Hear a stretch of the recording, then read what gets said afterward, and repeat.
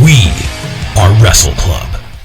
Please do not try this at home, school, or anywhere. Our next match is scheduled for one fall. One fall. Introducing first, from Boise, Idaho, he is the Tree City Giant, James Grimm! And Wrestle Club is back with another episode, Season 2, and this one is episode 26. And IMG, and my partner is Steve Super Beasto. Glad to be here once again for the remainder of Day 2 at the Boise Comic Arts Festival. And there you see the Tree City Giant, James Grimm, showing some love to the camera and all of the Wrestle Club fans. I would say he has the biggest advantage because he is in the heart of Boise, the city of trees, and this is the Tree City Giant, our very own James Grimm. So I'm going to say that he has the advantage here at home. He might have the advantage for the home turf, but he is wearing all black out there in the 100-degree weather, getting ready to wrestle on the black canvas. Do you feel like that he has a disadvantage there? Well, he is the bigger man, but he has the power, and I believe it comes down to what the fans want to believe, and they believe in James Grimm. And if anybody can go and keep going in the ring, it is somebody like the Tree City Giant. And I tell you what, for being a big guy, this guy can actually, if I see him in practice, he can come off the second rope. He is agile, even though he is a bigger man. You should have seen smile on his face. Louisiana, he is one half of Project Mayhem, the Voodoo Priest, Damien Black. I'd run too if I didn't know. And here comes out the Voodoo Priest, and what is he sniffing? That is Eddie Vice's hair. Why would you do that? This guy is demented, and We're gonna ask you to rewind to the episode last week when he went to the ring and picked up Eddie Vice's severed ponytail, and now you see Damien Black carrying it to the ring, spewing something out of his mouth, sniffing that ponytail. What type of individual would carry the hair of another man? Oh, somebody who's definitely into voodoo, a voodoo priest like Damien Black. You gotta wonder what he's gonna do with it. Well, right now he's using it to psych out James Grimm, or if he's tried to. Well, that would scare me. Yeah, James Grimm backstepping there a little bit. Yeah, the Voodoo Priest Damien Black, I mean, this guy is just a psycho. He will get inside your head. Can you imagine him getting inside your head? No, I can't imagine. I don't like nightmares. I don't want any more nightmares. Damien Black can stay out of my head. And right now we have Ricky Referee Tara checking out Damien Black. And she said, let's go, let's get this matchup started. Opening matchup for episode 26, we have James Grimm taking on the Voodoo Priest Damien Black. There you see the Tree City Giant trying to rally the fans behind him. And here we go. Oh, and there you see the power of James Grimm. And now he just got tripped up there, dropped toe hold. Damien Black rolls around him. And now he has a front face lock. Yeah, and that can't be good. Face down into the mat, getting your shoulder pulled out of the socket, wrenched. Especially when that canvas is hot. I mean, I'm pretty sure James Grimm's face is just getting grilled right now. Here we go, Damien Black. Trying to take out both arms, apparently. Working one and then the other. Oh, that arm bar. You can see the pain on the Tree City Giant's face. And James Grimm needs to get out of this hold here. Wow, see what Damien Black doesn't realize is even though his arms are being hurt, he's catching his breath. James Grimm was able to muster up enough strength to just throw Damien Black off of him. Yeah, you see the power of James Grimm. Obviously the bigger man. I want to say he outweighs Damien Black by at least, what, 150? Oh, at least 150, if not more. So I believe Damien Black is going to have to use his speed and his strikes in order to win this matchup, because you get drilled like that, man, that's going to take you off your feet, and that made Damien Black flip. That twisted him inside out. James Grimm going for the pin. You see him trying to utilize that elbow on the chest to hold him down. It wasn't enough to do it. But this is what James Grimm has to do. He has to stay on his opponent. Well, he's got to utilize that body weight advantage that he has. There you go. You see him trying to do it, rushing him to that corner. And now he's meat hooking him here. Giving him those big tree limbs to the chest. Ooh. Great combination by James Grimm. He just belly, that's not even a belly to back, he just belly to belly tossed him. There you go, trying to throw the voodoo doll away, voodoo priest. And that's what you have to do with James Grimm. Just use that power. This is what we all want to see in James Grimm, is utilize that power, utilize that strength, and he did right there. Unfortunately not for the 3 count, but he's still taking advantage here, and a nasty throat chop. Is that? I don't know, I'm not sure. Maybe the official didn't see it, but Damien Black, so quick to do that, maybe you couldn't see it anyways. Yeah, that was like a blink of an eye there. And now Damien Black was taking advantage. There's a lot of extra padding there, though. I don't know if that kick to the stomach do a lot of damage. There you see that springboard back kick by Damien Black. Well, that'd definitely do some damage. And there we go in cartwheel. Ooh, James Grimm had him scouted though. Sharp elbows, kick to the chest. Damien Black just methodical in his attack. Yeah, he's dissecting James Grimm here. He's got a plan here. Hooking that ankle. What's he got in mind? Oh! Gosh, you feel sorry for the Tree City Giants' little sprouts there. Oh, man. That should be the end of the matchup right there. Does he have kids? Do you know? Not anymore. If he plans to make some. And right now, I think Damien Black has. What does he have there? Oh, he's got almost a form of a sharpshooter around that ring post, tying up the legs. That's pressure against the knee and the small of the back, wrapped around a steel post, an unforgiving steel structure. Yeah, that was a Muda lock, but without the reverse chin lock there. Still, that looked painful. Yeah, James Grimm can't even walk right now. I mean, legs around the steel post, no thanks. Damien Black is just looking at the fans here, probably looking for another voodoo victim. Yeah, trying to gross out the kids and their parents, just standing on the chest for that pin. Ooh, Tara says, no way, I am not counting that. Good call. Good call for her, and Damien Black drops the legs, says, well, take that. Leg drop there. Oh, grabs him by the beard. And that's an illegal hold there. Yep, Tara's trying to get in there. Trying to tell Damien Black, you gotta let go of that hold. Whoa! You can't hit the ref. That should have been a disqualification. Not sure what is going on with Damien Black in his head. And there you see James Grimm getting knee to the head there. Is that a shining wizard? Oh, Damien Black going back to work those arms. You see him with that joint manipulation that he's known for. I gotta say, this should already be a disqualification. You did not touch an official, especially here at Wrestle Club. No, absolutely not. Tara, though, letting him fight it out. I don't know if she's brave or what. Well, I would say about 95% of referees would have disqualified Damien Black already. Well, maybe he's inside her head too. Slight control from the voodoo priest. James Grimm still having some fight left in him. Not sure about that one. Straight to the kneecap there. Bring it on, he says. James Grimm is just on his knees here. He needs to get up. Damien fight. Damien Black playing with his food a little bit. James Grimm can't even get himself off the mat. Damien Black taking him right back down with those kicks, those vicious snap kicks. And here we go. James Grimm has him in the corner here. There he goes, bringing those tree limbs on the chest once again. Ooh, Damien Black looks like he's seeing stars. Damien Black is down and out. And James Grimm, what is he going for here? I mean, I've seen this guy come off the second rope in practice, and he might be utilizing this right now.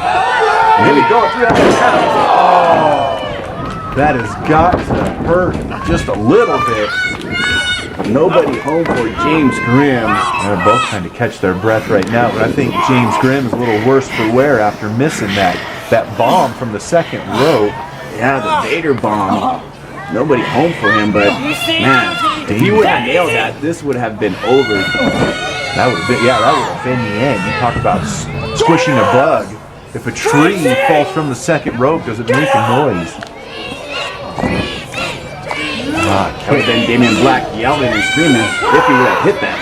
Yeah, all you hear is the air escaping the lungs. But reality is brutal for James Grimm right now at the moment. Damien Black just toying with him, hitting the ropes, coming in for that. Oh, James Grimm reversed that running DDT. Yeah, James Grimm clubbed him in the back there, and here's Kiki Starling. The story just gets crazier and crazier. And as we saw at depth, Damien Black interrupted Kiki Starling's match. And here's Kiki now, and Damien Black is turning around. Oh, there's James Grimm, Widowmaker, right in the center of the ring. 2, 3. Kiki Starling with the distraction. Didn't even say a word. Well, I feel that she did what Damien Black did to her. Damien Black did the same thing at Death Brew Coffee. And Kiki Starling returned the favor. And victorious is the Big Tree City Giants, James Grimm. Big win, especially here in his hometown of Big City of Trees, Boise. You see him still feeling that missed bomb to the stomach. Lucky to be on his feet, I'm sure.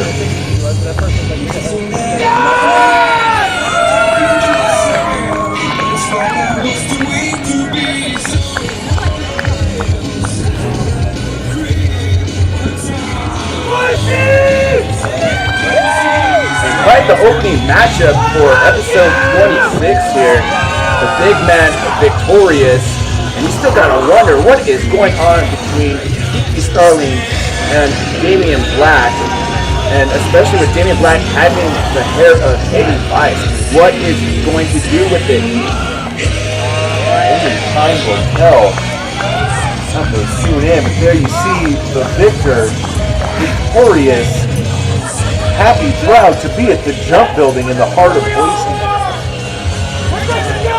And we still got more matchups coming up for Day 2 at the Boise Comic Arts Festival.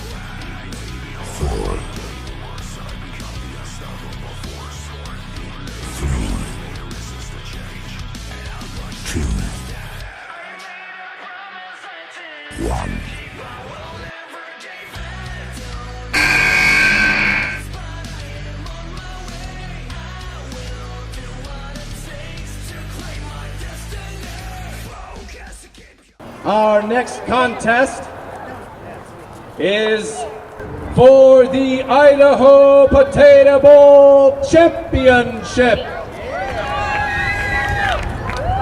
Introducing first, the challenger, from Hell Valley, Utah, Anunnaki! All right, ladies and gentlemen, welcome back to Wrestle Club. Coming to the ring, we have a challenge that was made backstage. We have. What challenge was that? I believe Anunnaki wasn't happy about what happened in the previous episode, his loss against the Outlaw Rusty Livings. He thought that he had done enough damage. There you see Anunnaki himself. He had done enough damage to the Potato Bowl champ that round 2 he feels like he could take that belt home with him. Well, he did some damage, but I mean, to get another title shot a day 2 here, that has to be an advantage for Anunnaki. 2 shots in 2 days might take the whole cake. This is what Outlaw is known for. He's a fighting champion, somebody who grew up on the run. This is exactly what he was trained to do. And his opponent, from the Idaho Department of Corrections, he is the Idaho Potato Bowl champion, Outlaw Rusty Livings! And here comes out the fighting champion, the current Potato Bowl champion, and that is the Outlaw Rusty Livings. And I believe he says that there's a freight train coming, and he's going to be coming to the ring right now. That's right, the Outlaw freight train rolling through. And on that freight train, he says he carries the Outlaw Nation. Maybe that kid you saw him shaking hands with, a member of the Outlaw family. He is the defending champion, as he's going to be taking on Anunnaki for the second time here at day 2. Quite the episode here, another championship matchup coming up. Outlaw seems to be running on all cylinders. I don't know if Anunnaki knows what he got himself into, but I guess Mr. Dead is Better thinks hashtag gold is better. Right now, the Outlaw Rusty Livings is sitting up high, having that belt for well over 6 months here, and I believe he's been champion ever since the Potato Bowl drop of last year. I don't think we've got to remind you folks at home how hard you have to fight to take gold from an outlaw. And the person going to be calling this matchup is the rookie referee Peyton here, and he's checking out the Outlaw. Now Peyton getting a good shot, or a big shot here, being able to official a title match.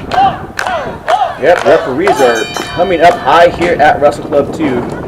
And these guys are going to be filling each other out once again here, as the first matchup was back and forth. And here we go. We have a tie-up here. Big collar elbow tie-up, struggling. Anunnaki with the advantage in that hard arm wringer, working that shoulder. And here comes the Outlaw with that front roll. And that kip up. Ooh, nicely done there. Right into elbows to the back. Right there to the shoulder. And then putting that arm bar on. Maybe that's a hint of the Outlaw's strategy, what he's going to do in this match. And here comes Anunnaki with the side headlock there, taking the flap out of the Outlaw too. Maybe trying to play some mind games. And right now, Outlaw has him from the back, switches up with the side headlock of his own here. Back and forth, hold for hold here. Now he's wrenching it. Off the ropes. Here we go. There's a leapfrog by Anunnaki. Drop down. Here comes Anunnaki missing that clothesline there. Oh, Outlaw with a leapfrog of his own, a drop down. What are we going to see? Oh, got the clothesline. Bends him over backwards. Just clubs his stomach, but Outlaw not giving up. I think he was going for an inverted DDT there. And I think the Outlaw that falling on his own. Oh, big neck breaker from the Outlaw. Quite the counter. He had that inverted DDT, and the Outlaw countered with a neck breaker there. Something like that's got to take a toll on both of them, though. Both men having the potential to land on the back of their neck. But Outlaw keeping the fight to Anunnaki. Here we go. Exchanging lefts, exchanging rights, with a kick to the midsection. Outlaw with the upper hand here. Ooh, there's a hip toss there. Showing a little bit of strength. Yelling at the crowd, yelling at Anunnaki. Anunnaki being turned inside out almost from that clothesline.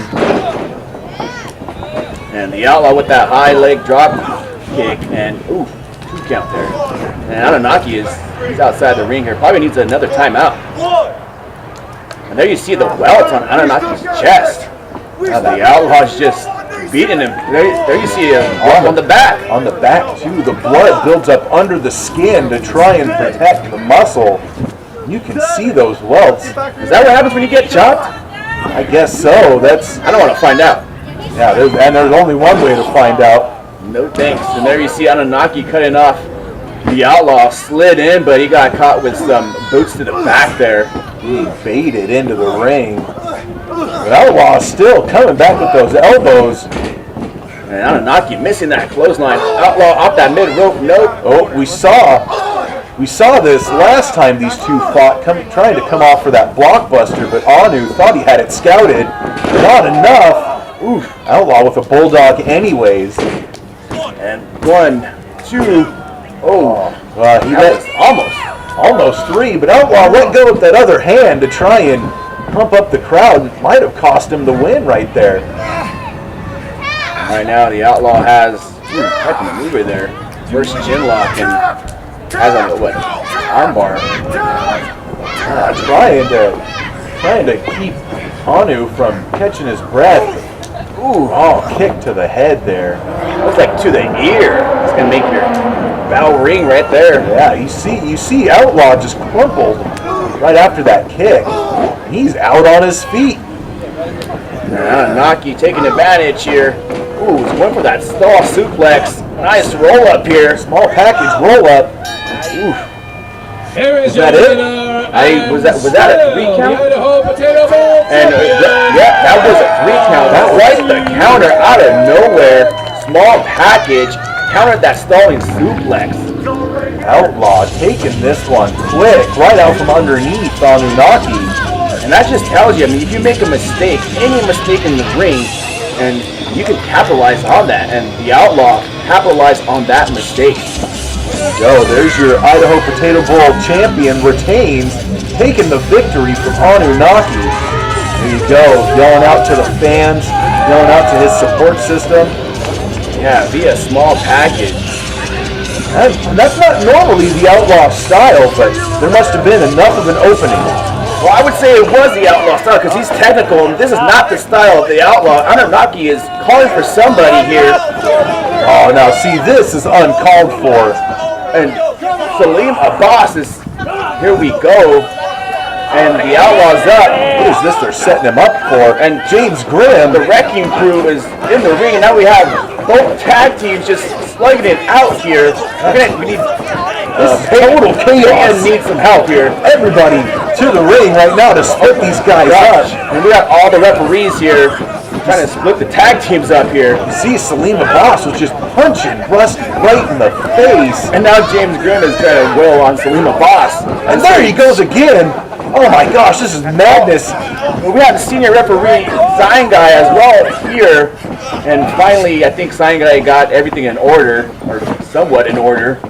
James Grimm and the Outlaw Rusty Livings, the Idaho Wrecking Crew, standing in the ring, staring down Salim Abbas and his partner, Anunnaki. Yeah, they have been partnered up in past episodes, and I mean, all started off with Anunnaki just attacking the Outlaw after being victorious. Hear him yell their catchphrase, hashtag get wrecked. Uh-oh, I think that might have provoked them.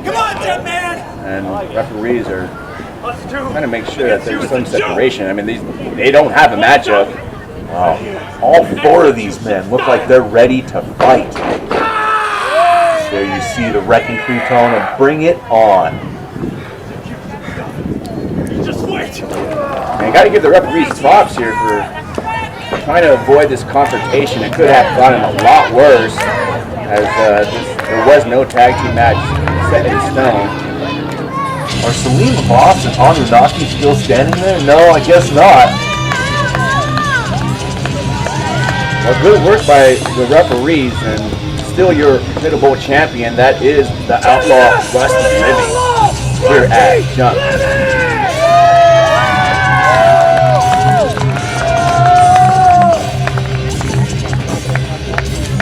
Together, we are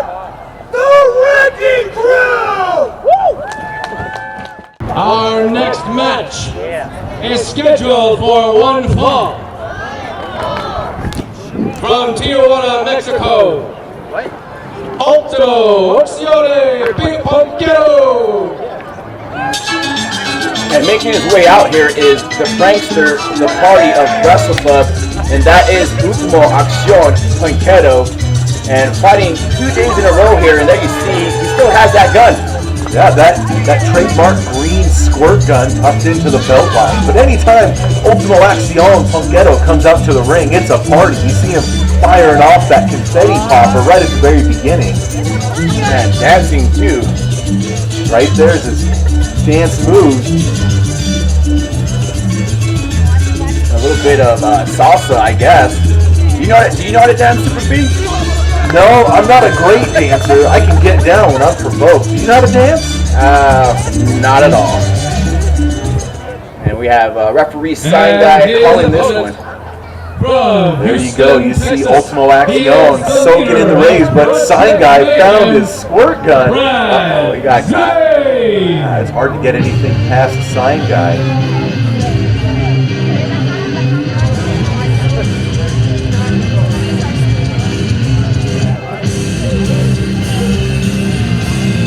And here we go. Brad Zane, one member of Project Mayhem, making his way to the ring. Brad Zane has always got something up his sleeve. I wonder what kind of dirty tactics he's going to try and pull out right here. I think sign guy was wearing his Accion Punketo's jacket. Is that what we saw? Yeah, he's wearing his Accion Punketo's jacket. Well, you know, Ultimo Accion just giving him a fashion tip. Yeah, I don't think senior referee can wear a jacket, but nonetheless, we have Brad Zane here, and we don't see Damien Black, so maybe this is going to be an actual fair matchup between Brad Zane and Accion Punketo. Oh, I could only hope so, but I don't believe it. I'll believe it when I see it, maybe when this is over. Like I said, Brad Zane, he fancies himself some sort of puppet master, some sort of house that collects all debts. But he might have something up his sleeve there. Well, I gotta wonder, does he collect pesos? Because Ultimo Accion Punketo is from Mexico. Yeah, what's the transfer rate on something like that? There's Damien Black. Speak of the voodoo priest himself. I think he scared the lights out of Ultimo Accion Punketo. I think Punketo dropped a little more confetti after that one. And there you see Brad Zane just laughing off. I think they had that plan. I mean, they always have a plan. Yeah. Trademark Punketo fighting stance right there. I don't know if that's serious or just meant to throw off his opponent. But Punketo looking for a top knuckle tie-up. Well, speaking of throw-offs, this might throw off Brad Zane. Maybe he's just trying to get Brad Zane to do some dancing. I think so, and There it is. Okay, Brad Zane, I don't think Brad Zane could dance. But Accion Punketo is kind of soaking up that fact that Brad Zane doesn't have any dance moves. Maybe he two-steps. Maybe. I bet Brad Zane was always that kid at the high school dance who would stand by the punch bowl and just say, yeah, see? As long as he doesn't spike it. Yeah. Then we have Ultimo Accion Punketo kicking the butt and slapping the butt of Brad Zane. Right, giving him pow-pows. And okay, that's going to have to throw off your game. Damien Black not having a sense of humor about any of this at all. Almost angry at Brad Zane there for not taking the match serious himself. And now Brad Zane's complaining to sign guy. I think it's a legal move to slap somebody in the butt. Punketo not doing anything wrong. There's some illegal maneuvers. No, that is definitely legal. Thumb to the eye, kick to the gut, into an arm wringer. I think Brad Zane is done with the games of punk. Headbutt to the hand there. Trying to bend that wrist back. Punketo, though, quicker than Brad Zane, giving the rolls around the ring. Oh, I think that's, what is that, 5, 6? 7, 8. I've lost count. Yeah, I lost count. I'm getting dizzy myself just watching this. I can't imagine Punketo and Brad Zane. Yeah, I think both men are quite What kind of off dance the is rocker. this? And here comes the Punk versus that whip. Oh, big boot to the face. You see Punketo checking his teeth. And Brad Zane is still feeling the effects there. Elbow drop to the heart. Damien Black seems to be shouting orders from the ringside area. Now Brad Zane has him hung up on the second rope, using that elbow, just drilling it on the spine of Ultimo. People don't realize just how sharp that point of the elbow is, but when you're going up and down those sensitive nerves of the spine, they can feel like fire ants, I'm sure. Oof, Brad Zane with a shot kidney there. Here we go. Leapfrog. Telegraphed that one. He paid for it. Southpaw clothesline, now followed by a right. And sizing up Brad Zane, cross body. And here we go, 1-2. And a kick out after that cross body. Brad Zane getting out of dodge. Hopefully he's got a better plan than that. But you see Damien Black stalking around the outside. You got to keep your head on a swivel. And you got to watch your back and your front with Project Mayhem on the outside. Here comes Ultimo Punketo, chasing Brad Zane here. Oh, always my favorite part of the Saturday morning cartoons, a little bit of cat and mouse, but it did not pay off. Brad Zane only led to a stomp to the back. Yeah, Ultimo Punketo looked like he slid on first base, but he was out. Here comes Brad Zane. Northern Lights release suplex. High angle. Looked like Punketo came down on the back of the neck. Here's the pin, 2. Oof, I'm surprised he kicked out of that one. 2.5. I think Punketo might be realizing that he's not in Mexico anymore. The party's over.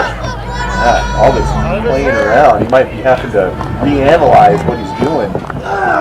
And there you see the power of Brad Zane counter there. Oh, there you go. Punketo bringing him down. 2 count. Oh, almost 3. Straight jacket slam. Punketo not sure there. He thought that was 3. I thought that was 3 too. I've never seen that move from Punketo, and here we see the chops through the chest there. That open palm strike. Oh, he was going for that hit, the butt maneuver, but no, he got caught. Was that a German suplex twist? Yeah, it was like a German suplex Uranagi. Almost a 3. And we talked earlier about how these wrestlers in Wrestle Club are always trying to innovate their defense and offense. And there you go, Brad Zane giving a good example of innovating his maneuvers, trying to catch Punketo off his guard. And Punketo is hanging up to dry here off that top rope. Here comes Brad Zane, big man clothesline there. And he just said, I rolled the dice. Well, I think Brad Zane's going to collect the W right now. 1, 2, 2.5 there. Sign guy says 2.5. Brad Zane really showing his skill in the ring, laying all of his body weight into that clothesline, but it still wasn't enough to bring down Punketo and get the win. Brad Zane's going for that cutter. He was mocking Punketo. There's that butt hit right there. And right in the nose of Brad Zane. You see him struggling to breathe. And looks like Punketo's blowing kisses after that one, but that's not going to be a 3. And Punketo needs to take advantage here on the offense, and here we go. There's that full Nelson slam. 2 count. Almost there, and Punketo needs to stay on Brad Zane.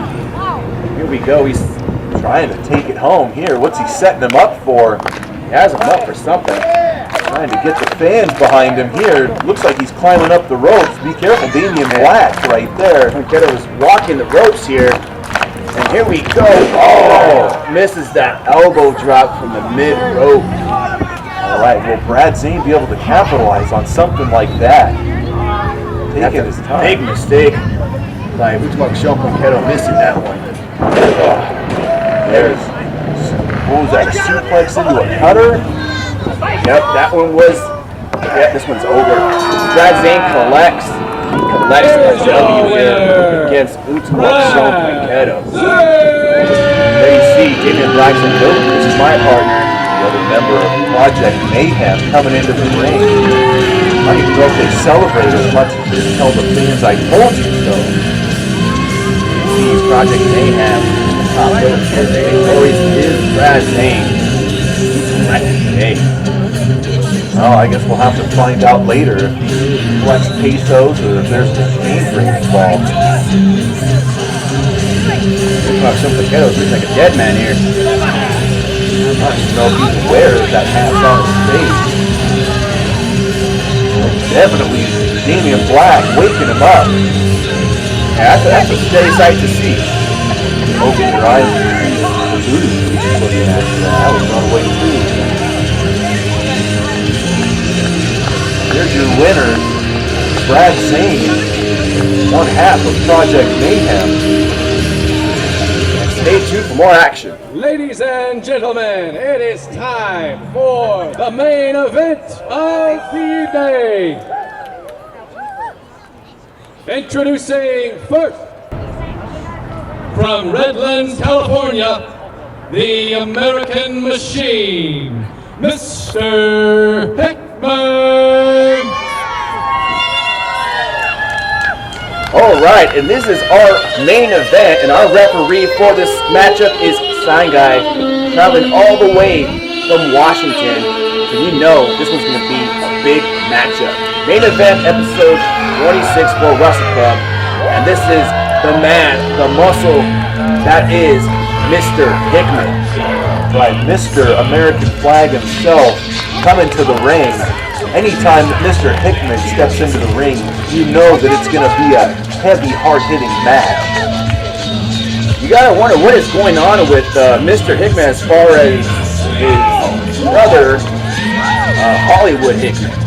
I mean, this has been affecting the Lost Men. But today, I believe we're going to get Mr. Hickman. Hopefully, there's no turnarounds and Mr. Hickman becomes Hollywood.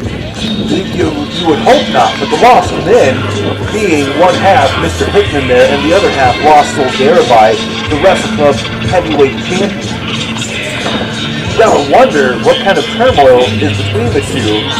Lost Soul possibly sitting backstage wondering what's going to happen. Does he have to run out and stop Hollywood Hickman's one half of the Wrestle Club damage on the ring, whatever he's going to do? From Riverside, California, What are we going to find out? King Marcus Anderson.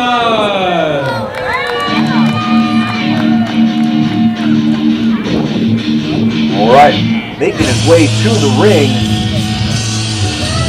Mr. Hickman's opponent for the main event here is none other than one half of the tag team champions, King Marcus Anderson. We gotta wonder, where is the Spud Brothers Coalition? Because right now, Marcus King Anderson is running solo, but he is the tag team champion. He won that championship with Bronco Bill Lee, but they have the Freebird rule with 3 men. So Spud Brothers Coalition and Marcus King Anderson are Wrestle Club tag team champions. And the Freebird rule, what is that? Well, that was by the Freebirds themselves way back when. They were a trio, not a tag team, and they pretty much defended the titles whenever they wanted to. Let's say maybe Spud Brothers, Big John Henry's not involved, but Bronco Bill Lee and Marcus King Anderson can defend those belts as tag team champions and vice versa. So that last belt will kind of float between whoever the third person is. Yeah. I'd second twice. Don't listen to him. And here we go, Mr. Hickman, the American Machine, taking on Marcus King Anderson. Main event time at Accion. Referee for this one, the one calling the shots is Sign Guy. And this is a match between two monsters of men. King Marcus Anderson, not any small feat himself, going up against probably the strongest wrestler of Wrestle Club, Mr. Hickman. Now, these are the heavyweights here. You know it's going to be big shots, some big moves, and big slams. And Mr. Hickman is hyping up the crowd here. Here we go. Getting it started here. Tie up here, just filling each other out. That's right. The two unmovable objects. They had to break their tie up there. Neither of them is gaining any ground. There you see the king flexing on Mr. Hickman there. I don't know if that's so smart. Saying, I got the bigger bicep. Ooh. Well, King Marcus Anderson has got the advantage now. Right now, Mr. Hickman, right on the canvas here. King is just drilling him on those, stomping him on the lower back there. I can't hear you. Now, King Marcus taking some extra time to yell at the crowd. I don't know if that's the best decision. Yeah, that's going to allow Mr. Hickman to recover. And King Marcus Anderson as Mr. Hickman here clubs to the back there. Setting him up. Ooh, double overhand chops. Yeah, that cannot feel good. There's another chop to the corner. Another chop for your troubles. Kick to the midsections here in the corner. Sign guys in on the king here. Count of 4. To a lot of guys, those chops to the chest are like a badge of honor. I don't know if that's how Mr. Hickman feels right now, though. King Marcus Anderson follows up using that boot, choking out Mr. Hickman. Well, that's definitely an illegal maneuver. There you see our senior official stepping in, telling him he cannot do something like that. And then the King Marcus Anderson goes right back to choking Mr. Hickman on the mid rope here. You can see the pain, too, the struggling to breathe in Hickman's face. Hickman needs to get some offense, and he has not got any since the bell has rung. Needs to get back in this matchup. Here we go, big right by the King. Oh, there you go. You see Mr. Hickman trying to fire up, come back to no avail. And there's a reverse whip. And Mr. Hickman misses that clothesline. And right back down to the mat. Rolls him over. Ooh, nice. Takes control of that wrist and that arm. Once again, putting the pressure in the elbow and the shoulder, manipulating the fingers. That has got to be painful. And Mr. Hickman is asking if he wants to quit. That's not going to happen. You're not going to see Hickman tap out here. Oh, you got to work hard to get Hickman to tap. I mean, like I said, he's a beast of a man. Yeah, he has way too much pride for that. There we go, Mr. Hickman getting up on his feet here. Pulling himself up. There's a big arm drag. Followed up by a clothesline. Here we go. This is the open that he needs. Ooh, nice. Mr. Hickman making it look easy. Body slam, and only for the count of 2. And Marcus King Anderson's a big man. I mean, Mr. Hickman's just throwing him around like it's no weight. Yeah, speaking of bell rung, that body slam must have rung the bell at Marcus Anderson for a 2 count and a roll out of the ring. But I think Mr. Hickman says, nope, that's not going to happen here. No timeouts here. We're going to bring him back inside the ring. Oh, there they brawl right in front of the fans. The King had him scouted. He knew he was coming. And oh my gosh, Mr. Hickman just tasted the steel post and then hit that apron. Being outside of the ring is like the Wild West. There's no rules, there's no laws. So King Marcus taking advantage of that, driving Hickman right into the post. And King stops the count, and you can see referee sign guy is frustrated with King Marcus Anderson, who has been cheating ever since the bell has rung. Trying to get them both back into the ring. Marcus just laughing and then slamming Hickman's face off the mat. Yeah, sign guy is just trying to get some order here. Finally, the King pushes Mr. Hickman back into the ring, Mocking Mr. Hickman in the butt. King still working on that back of Mr. Hickman there. Rubbing the small of the back. Oh, now he's just arching him. Reverse chin lock here, using that right knee for leverage. And this has got to be choking Mr. Hickman too at the same time. Oh, 2 fingers to the nostrils there. Looking for a snack? What's he doing? Well, hopefully he doesn't put his fingers in his mouth. Have you ever had that done to you? I can't say that I have. I've got a couple of kids myself, and we always play around. I don't think they've ever just pulled my nose back. I don't want to know what that feels like. Right now, Marcus Anderson still in complete control of Mr. Hickman, going for that side slam. And there you see, just the power of King Marcus Anderson too. Walking around in a little circle. Here we go. 1, 2, and a kick out from Mr. Hickman. That sidewalk slam, as devastating as it looks, not enough to put away Mr. Hickman. And what do we have here? Ooh, went from a Boston Crab to a single crab.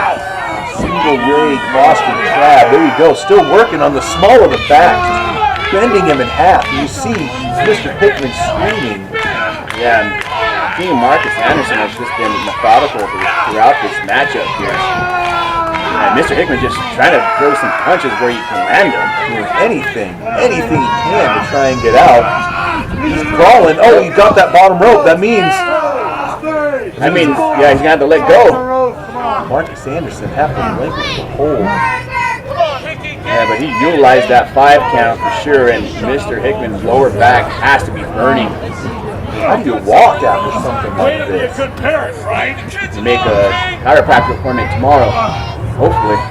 I imagine there's world-class chiropractors right there in downtown Boise. Oh man, this is just embarrassing. Mr. Hickman boots to the face there. Oh, and a punch to the top of the head. Oh, I think Mr. Hickman is changing his demeanor here. Well, something's going on inside that head. Those punches seem to do nothing to Mr. Hickman. Oh, nobody home there. Been out of the way for that big boot. Here we go. Setting him up. Big suplex. Oh, I think the king woke up the beast. Right in the center of the ring, but the small of the back still hurting Mr. Hickman. And both men are on their feet here. Ooh. Up on the shoulders, fireman's carry. All the way slam. That was a Samoa slam right there.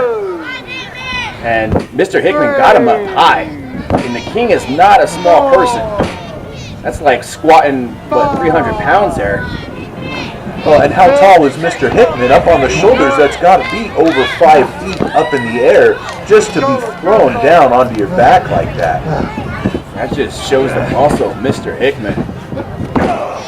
Here we go. Right hand by Mr. Hickman. Followed by a right by the king. Here we go. Ooh, trying to get any advantage that they can, just exchanging those knife-edge chops to the chest. It looks like Mr. Hickman may be coming out. Oh, Right. Marcus Anderson blocked him. Got him up. Let's see what he's going to go for here. Oh, he was going for that book of Ezekiel, and he just planted him. Now that book of Ezekiel, that's Mr. Hickman's maneuver, isn't it?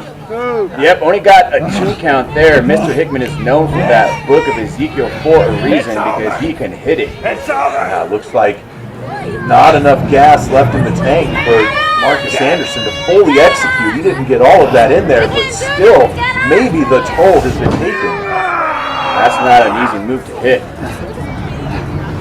Especially with that spin around. You need all the power that you can, and I think that just shows why the muscle man is Mr. Hickman. Go. Lining him up. Oh, couldn't pull him back in for that clothesline. Hickman, kick to the gut. Oh. Wait, was that? That was the royal decree. That was King Marcus's own maneuver against him. And that's only 2.5. Royal decree only got him 2.5 there.